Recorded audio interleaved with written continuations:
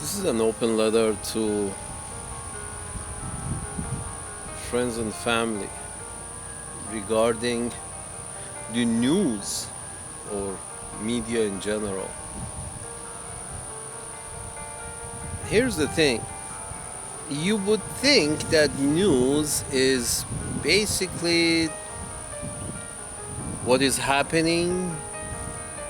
They come out and tell you something is happening here, something is happening there, left, right, and center, and they just, pick at random.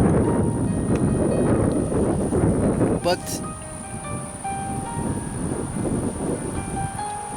over a lifetime of listening to news up to now, I have realized something interesting that takes place everywhere.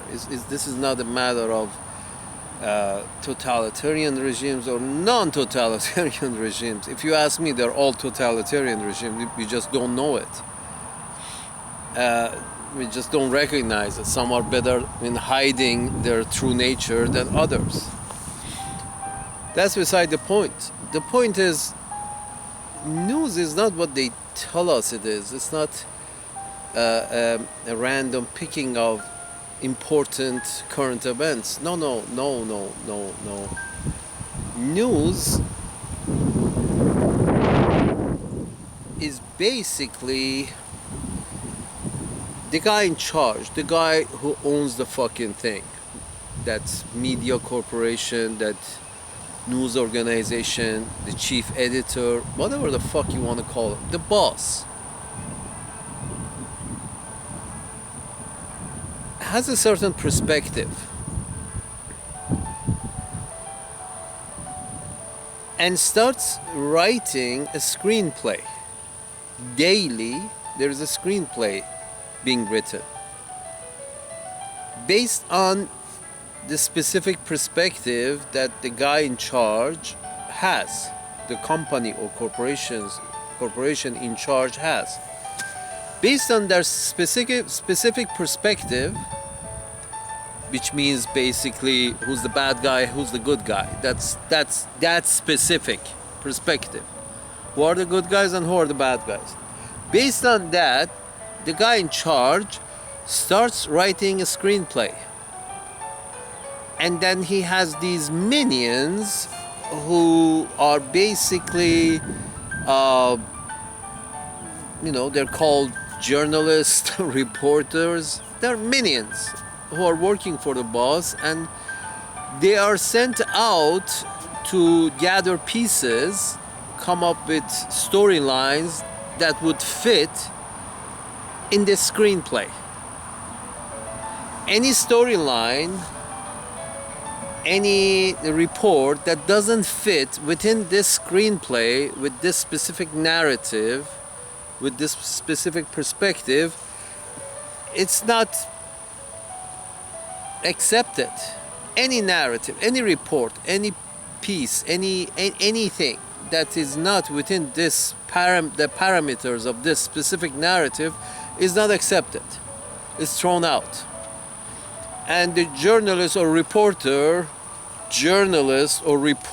who comes up with too many of these pieces that don't fit in this narrative of the guy in charge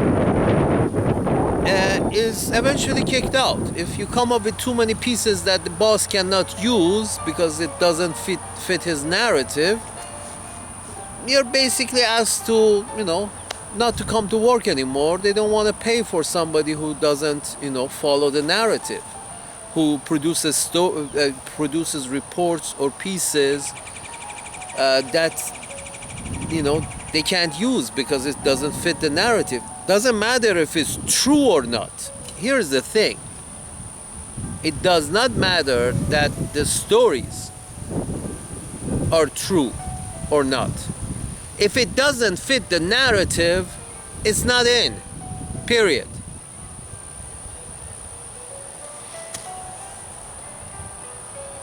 This has been going on with media, especially the media of so-called free societies, in the NATO countries in the West is that it has gone so for so long.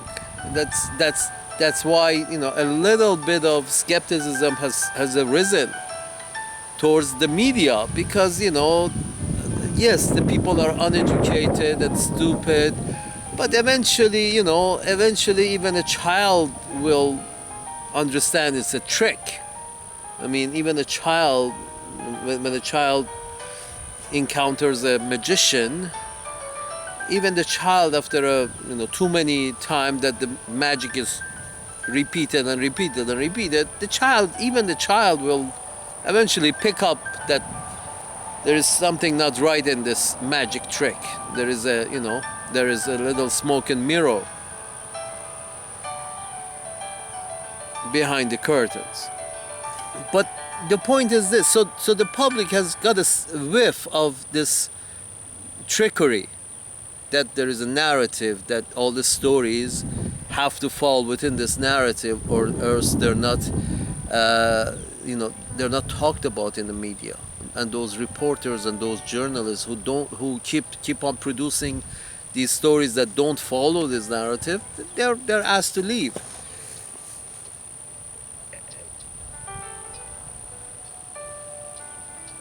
This has been going on, as I said, for so long in the regular media, in the mass media.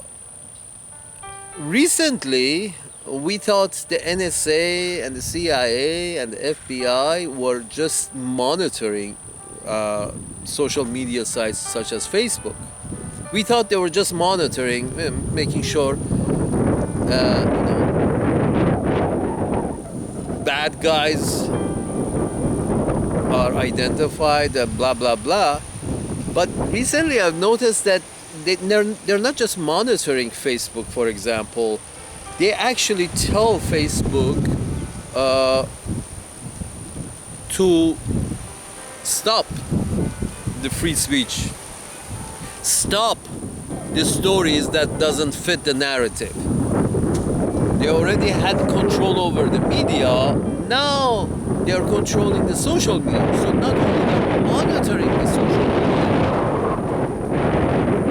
but also they are stopping the narratives, stopping the stories. No, that doesn't matter if it's real, truth, fact, doesn't matter.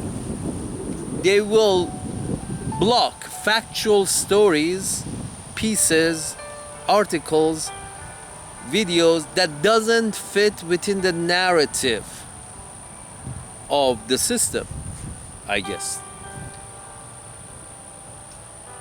I give you an example. In the first few days, the first day of breaking out the Russia-Ukraine war, I found an article on Facebook itself that basically it's an old article from back in 2014-15 that basically was clear that even before the Russians took Crimea, before that, it was clear that U.S. State Department U.S. managers. I love Uncle Sam, but Uncle Sam's managers are, they're a different story. It was clear from the article and evidence, even voice recordings, that Uncle Sam's managers were interfering in the running of the Ukrainian government and picking the people at the top of Ukrainian government. And the story was that, neo-Nazis have very, like half of the guys who are fighting right now fighting the Russians are neo-Nazis in Ukraine. And Ukraine has a very long history with the Nazis and has many people who follow that ideology. And apparently, even the Pentagon asked because Pentagon didn't want to be caught with their pants down, they actually asked the House of Representatives to specifically allow aid and weapons delivery to neo-Nazis, because like the Iran Contra, they didn't want to be the whipping boy because they knew they were delivering arms and training to neo-Nazis, and they didn't want to be the one to blame. So the military folks asked the legislature branch to specifically mention that arming and funding neo-Nazis is okay, because they didn't want to be left holding the bag. So they actually, as apparently, United States House of Representatives has passed a law that says, yes, funding neo-Nazis is okay.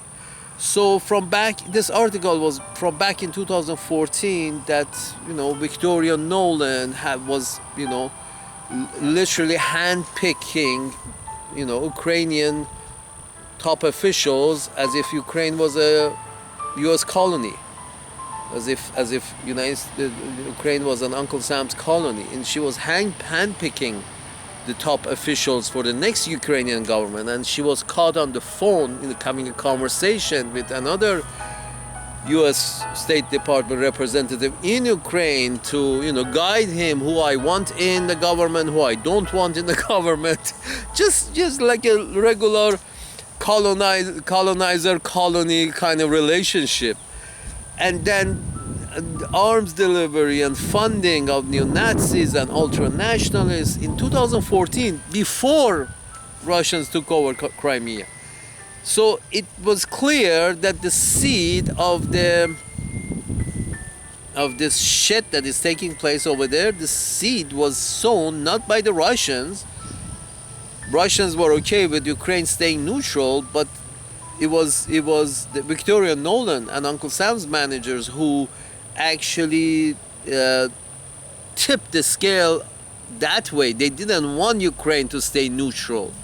They funded the ultra-nationalists, and they coaxed Ukraine not to be neutral towards being on the west side. They helped those elements in the Ukrainian politics that were favorable, had a favorable view towards the West, to get to power in Ukraine, to get to the seats of power in Ukraine, including this Zelensky who's in charge now. So these were all taking place while the Russians were fucking sitting on their hands, apparently. That's why, Putin was not very happy with his, chief of intelligence. He grilled him on live TV, apparently, in Russia, that while the Russians were sitting on their hand, Victoria Nolan and her minions were picking governments in Ukraine and delivering arms and training ultra-nationalists, neo-Nazis. And I posted this article, very factual, with voice recordings and dates and times and names. I reposted on Facebook, and within 1 second, Facebook messaged me that you're suspended for 30 days. You cannot write any comments or put up any posts. Period. It's factual. There is a picture of it with a swastika with Ukrainian flag, with a NATO flag, side by side, and a bunch of militia holding all these three flags side by side. It's like it was from right to left. It was the Nazi flag, the swastika, the Ukrainian flag, and then the NATO flag. All three of them in a row. And Facebook, because of this article and this picture, suspended me for 30 days. It's factual article. It's fact. There we go. Now imagine a journalist, who writes this article with very factual article. Imagine him working for NPR, PBS, CNN, Fox. None of these motherfuckers, none of them will have a journalist, writing will accept such an article, because this article does not fit the narrative. End of story. This article does not fit the systematic narrative that we are the good guys, they're the bad guys, we wear the white hat, they wear the black hat, and that's it. We gotta take care of business. Now sometimes sometimes apparently the Nazis wear the white hats, sometimes the communists wear the white hat along with us. During World War II, Uncle Sam's managers were on the side of the Russians, the communists, against the Nazis. And now, alongside the Nazis against the Russians, who are no longer communists. If the problem was their communism, they're no longer fucking communists. But it seems, it seems this division is what is important. It's the war is important, not what it's about. Who cares what it's about? It's the war that is important. It's influence that is important.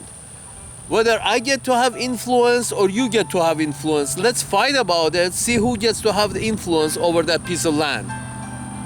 It's the rest of it is bullshit. Freedom and democracy. Fuck you. You pick an actor, a B-movie actor as president, and suddenly he's the great mind and he's the great hero.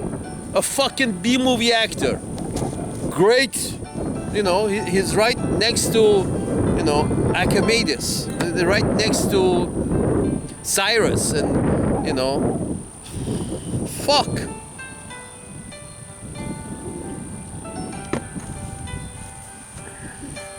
Yeah, folks, they think of the narrative, they think of the screenplay, and then they write the story.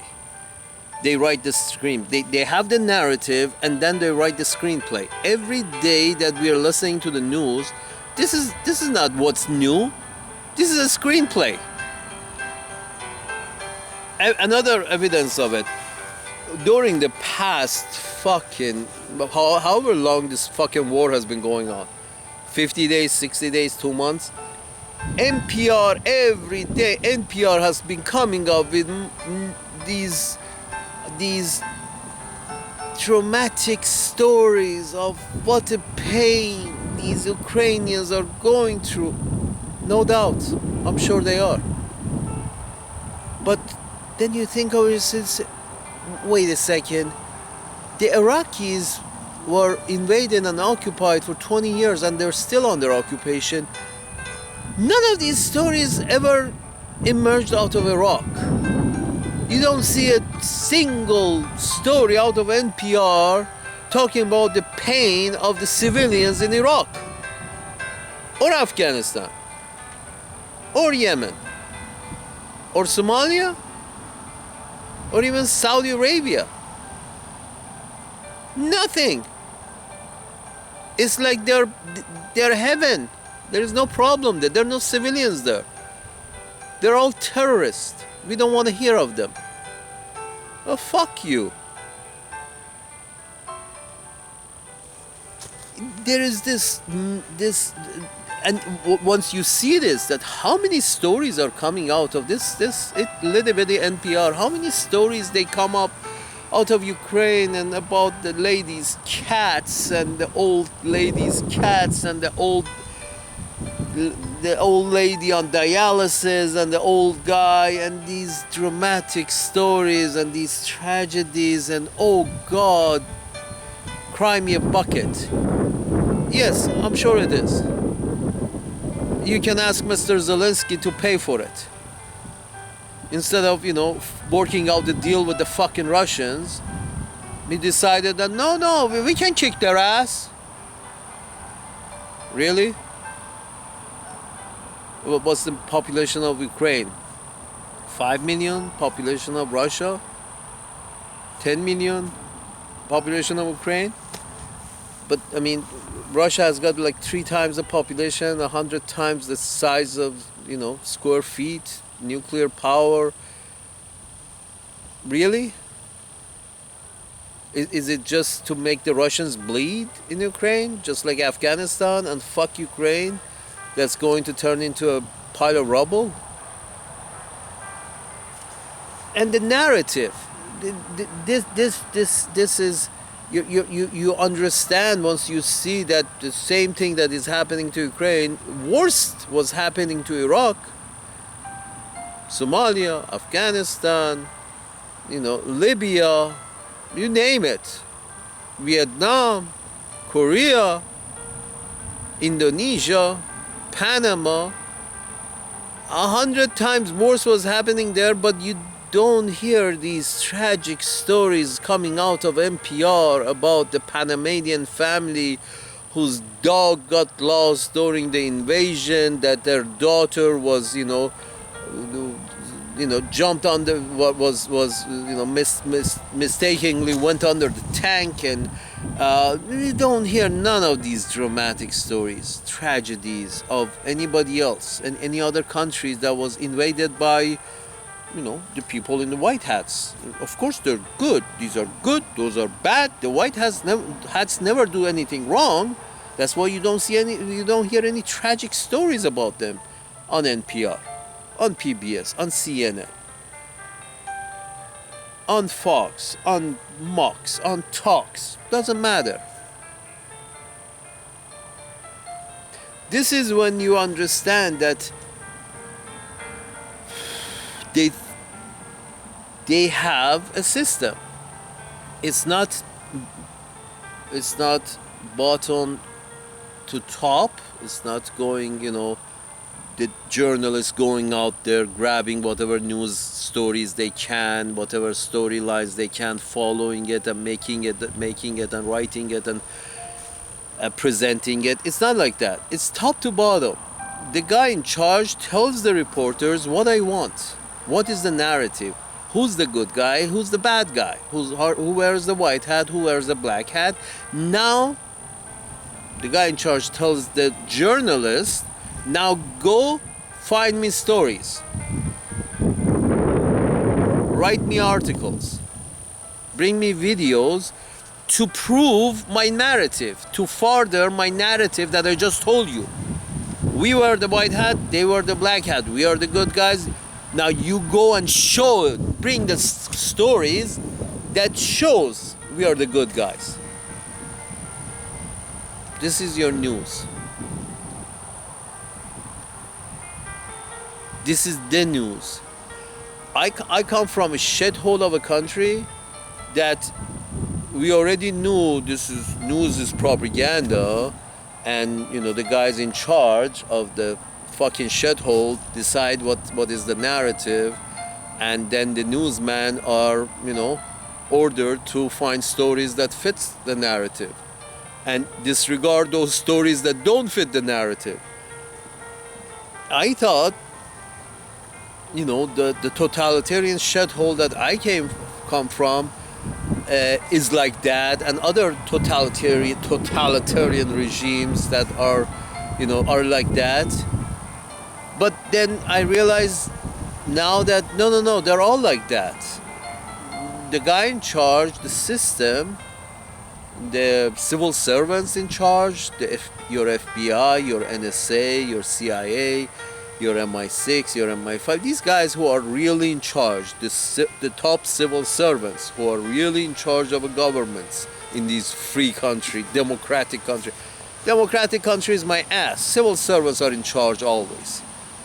Always civil servants are in charge. These democratically elected people are just figureheads. They usually get to pick between option A, B, and C, which usually, have been designed by the civil servant to guide the elected representative to choose the option that the civil servant wants him to choose. End of story. They always give the options that the civil servant present to the elected leader are pretty obvious. That usually option A is pretty crazy, and option C is pretty lame, and option B is usually makes more sense. So they always, civil servants are the ones who actually make the decisions by, making,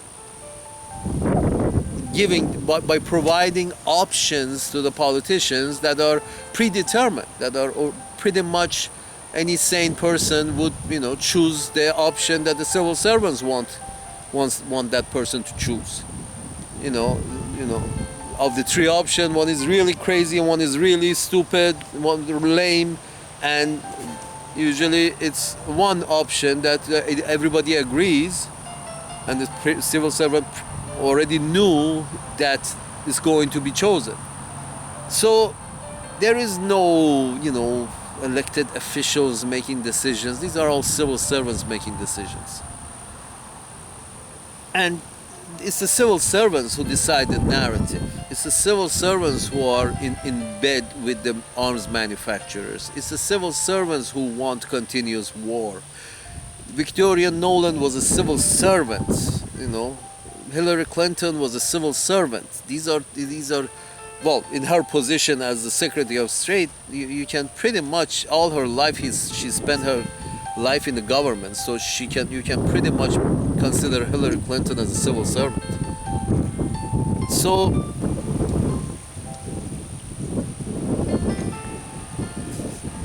civil servants decide the narrative. They used to only tell the media, now they tell the media and the social media what is the narrative. And then, the chiefs of social media and the chiefs of media, in media, they ask their journalists and reporters to provide stories that fit that narrative. And in social media, they just block anybody who posts any stories or any comment that doesn't fit the narrative. They just block them. It's like they fire a journalist who talks out of, who's out of step, and they block the Facebook user who posts a comment that is out of step, And the funny thing was, the Facebook wrote back to me the reason for banning me for 30 days, which once I get banned, I basically deleted Facebook. I'm not. If I can't speak, I don't want to be here. I don't want to hear. I don't want to be, be a listener, a consumer of your news. Because at the same time that they banned me, the top posts that kept on coming to my screen were pro-Ukrainian posts and comments. So it was clear that Facebook has chosen a side.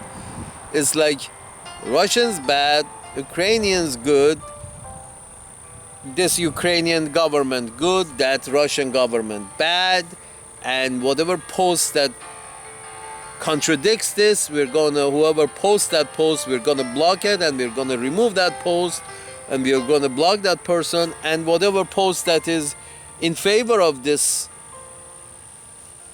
perspective, we're gonna promote it. So I kept on seeing, these posts, promoted posts about Ukraine, and they blocked me. Who put up a factual post regarding neo-Nazis in Ukraine.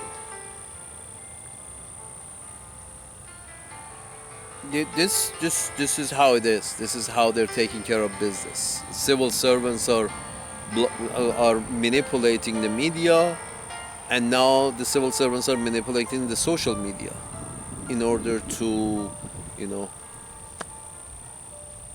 further whatever cause, cause of arms manufacturers. I mean, the only winners of Ukrainian war so far have been these major arms manufacturers in the West, mostly in Uncle Sam's land, and some in Germany, in UK. They're all working overtime. These arm manufacturers are all working overtime. And all this human productivity and all these taxes are going up in smoke and turning Ukraine into a pile of rubble.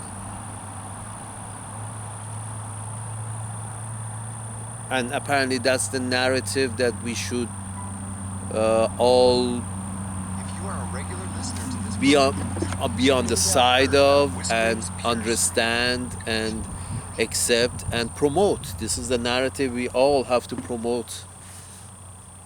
That it's a good thing that Ukraine is turning into a pile of rubble. It's a good thing. It's for the cause of freedom.